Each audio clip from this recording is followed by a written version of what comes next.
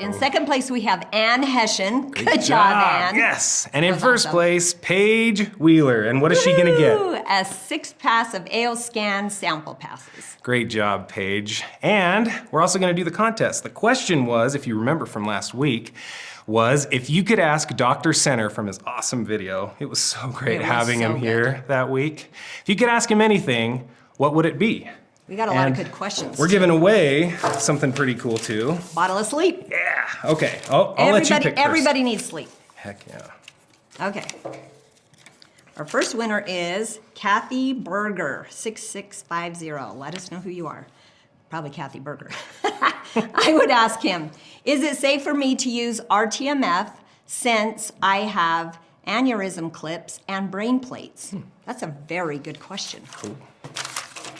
Okay. Anxious to hear that answer. Yeah, seriously. Okay, here's one.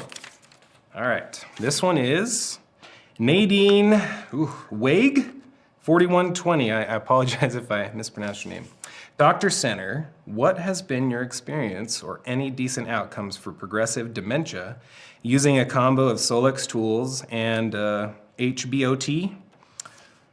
Looking for some insight for my declining father. Run frequencies daily and have him on a lot of appropriate supplements, plus using the 660 band and using a PEMF device and CNAR for years. Appreciate any new ideas. Oh, also anxious to hear that one too. Yeah, that's a really great question. All right, our third winner for a bottle of sleep is Lori Giovanni. Dr. Center, how would you use the AO scan with patients? Do you have them use the inner voice at home? Question mark. Easy scan.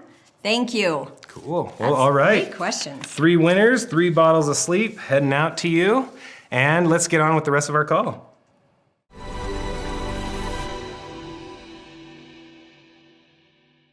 Imagine that you're at a crossroads. Each path ahead of you represents a different choice. One path is smooth and well shaped by others' expectations. It's easier, it's familiar, and it's unchallenging. The other path is less defined. It's rugged, it's inviting, and it's promising of the potential of who you could become. Which path calls to you? This isn't just a metaphor or a question, it's a daily reality. Because every decision that you make can either tether you to a familiar path or propel you towards a future filled with growth and fulfillment. You have an incredible ability to shape your own destiny. Tap into your inner strength and your self-awareness. Understand your resilience and be ready and be able to embrace change. But first, you have to understand what personal power is. Think of personal power as an inner energy source, kind of like a battery that when it's fully charged, it's gonna drive you towards your best self. It keeps a handle on life's ups and downs with confidence, and it will keep you true to your values and beliefs, even when you are faced with challenges. To truly tap into your personal power, it's critical for you to understand that you need to be at the top of your to-do list every single day, or any list that you hold. This means prioritizing your well-being, your goals, and your growth above all else. Only when you take care of yourself first can you fully charge your inner energy source, and you'll be able to move towards your highest potential that you choose to be. There is self-preservation versus self-awareness that comes along with this. Do you worry that putting yourself first is selfish? It's a common concern with most people, especially if you're someone who naturally puts others' needs before or ahead of your own. Yet, self-preservation is not about being selfish. It's about maintaining your health and vitality so that you can be your very best for everyone's benefit, including your own. Think of this as finding the right balance. It's kind of like an athlete who must rest and recover between training sessions in order to perform optimally. You too need downtime to recharge. Or your cell phone. We've all been there. When our cell phone gets super low battery, the first thing we want to do is recharge it, because recharging it is essential for the daily use of it. Caring for yourself doesn't mean that you have to hoard your energy. It means nurturing yourself to ensure that when you give it to others, you you do so in place of strength and abundance. And then there's filling your cup. Take a moment to think about the past week. How often did you put someone else's needs before your own? Did you miss a meal? Did you cut back on sleep? Did you push aside your personal plans to accommodate others? Each of these choices might seem small at the time, but together they can significantly drain your energy reserves. It's time to become more aware of these moments of self-neglect. Commit to treating yourself with the same importance as the care that you extend to others. Because remember, nurturing yourself isn't an indulgence, it's essential. By keeping your own cup filled, you're not just looking after yourself, but you're enhancing your capability to be there for everybody and everything around you. So I need you to think about what brings you joy. Is it dancing? Is it music? Is it reading a book? Is it cooking? Whatever it is, you must find it to be able to fill your cup. There's also understanding the need for boundaries. So setting and maintaining boundaries is also crucial for maintaining and managing your personal energy. It's about knowing where your energy is best invested and identifying what unnecessarily drains you. It's not about cutting yourself off from others. It's about ensuring that your interactions and activities contribute positively to your life rather than depleting you. Think about your past week. What activities, interactions, or responsibilities left you feeling drained rather than fulfilled? Recognize these energy drainers as your first step towards taking back your own power and directing it where it makes the most positive impact for you. So you say, how do you set these boundaries?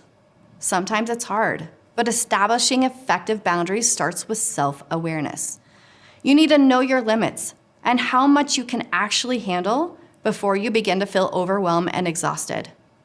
Once you're aware of this, it's important to communicate these boundaries clearly and respectively to all of the things or people around you. For example, you might tell a friend that you appreciate an invite for dinner, but you've had a really busy week and you need to stay home to be able to recharge. I know that some of you might be laughing right now, but hear me out. You know as well as I do that this is really hard to say no to, but it's necessary at times. I personally have been a yes girl my entire life. And I can tell you that there have been multiple times that I am left feeling drained when I didn't need to be. Then there's the transformation through self-reflection. Self-reflection is far more than just a moment of quiet thought. It's a powerful tool for profound change. When you regularly examine your true desires, your motivations, and your values, you are able to unlock the ability to make decisions that deeply resonate with who you really are. Consider self-reflection as a compass that guides you through life's choices so that each step is taken with intention and purpose. It's not about understanding who you are, but it's also giving yourself permission to reach the goals and your dreams. The question is, do you even know what those goals and dreams are? If not, I encourage you to sit down, have some quiet time, and ask yourself these questions. They're really hard to ask. But once you do that, you can make a self-reflection and a transformation practice that integrates into your daily routine. Each evening, take a moment to pause and reflect on your day. Ask yourself, did today bring me closer to what I aspire to be? Analyze those choices that you've made through the day, the reactions that you had, and the emotions that you felt. These nightly reflections can become your roadmap to personal authenticity. They allow you to see patterns in your behavior. They recognize misalignments with your core values and adjust your actions accordingly. Over time, these small daily insights will accumulate, steering you towards the goal or person that you want to be. Sometimes we need to do some detoxing in our lives to make room for change. So let's start with a physical detox. Consider how deeply your surroundings affect your mental or emotional being. A cluttered space isn't just an eyesore. It can cloud your mind and it can zap your energy. Acting as a barrier to assess your full potential, when your environment is chaotic, your mind can also be chaotic. The process of physical detox begins by evaluating each of the items in your space, asking yourself, does this serve a function or a purpose for me? Does it bring me joy or peace? If the answer is no, it might be time to let it go. The process of elimination isn't just about tidying up. It's about consciously choosing what you allow in your personal and your professional life and space. Then there's also social media. Just like physical spaces, digital environments can become cluttered and toxic. A social media detox means taking a hard look at what you consume online. It's crucial to unfollow accounts that trigger feelings of judgment, shame, jealousy. Instead, follow those that bring you joy, inspire you, and contribute to your personal growth. Because remember, every minute you spend on social media is a choice. Use these moments wisely. Avoid the endless scrolling through negativity and comparisons. They're just going to steal away time that could be spent on activities that enhance your personal growth and happiness, whether it's with friends or family. Be intentional with your digital presence. Let it support your mental well-being, not undermine it. Then there's the personal connection detox, which I think is around relationships. Think about the people that you spend the time with. Who lifts you up? Who weighs you down? It's crucial to assess your relationships regularly, ensuring that you're mutually beneficial and supportive on all ends. This detox isn't about removing negative influence. It's about fostering connections that truly enrich your life. Setting boundaries. Sometimes detoxing your personal circle might mean setting firmer boundaries with certain individuals. If a relationship consistently leaves you feeling drained rather than energized, consider what changes are needed to protect your well-being. Then there's cultivating positive connections. So focus on nurturing those relationships with those who inspire and challenge and support you. Because good relationships are reciprocal.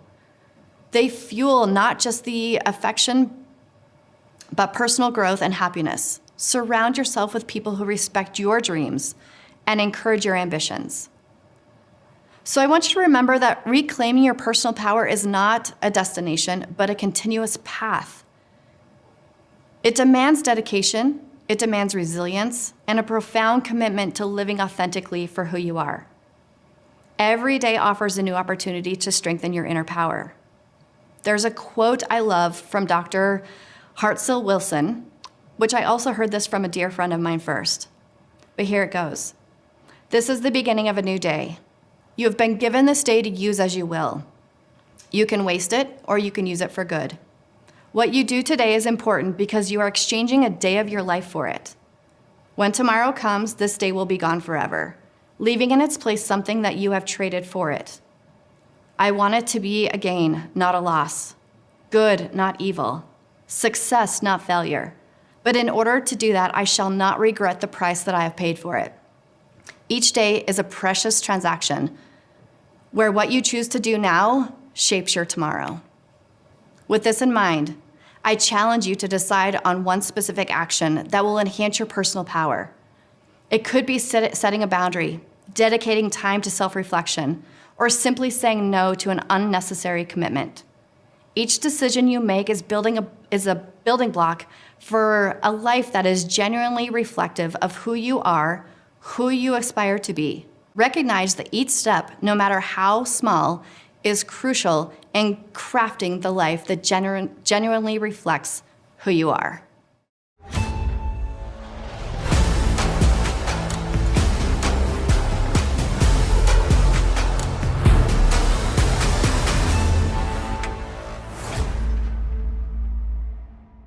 Hi, I'm Paige Wheeler, and I'm here to share a tip with all of you AO scanners out there, new and old, what I've done with the AO scan technology to help enhance my AO scan journey as a quantum living advocate. Two things.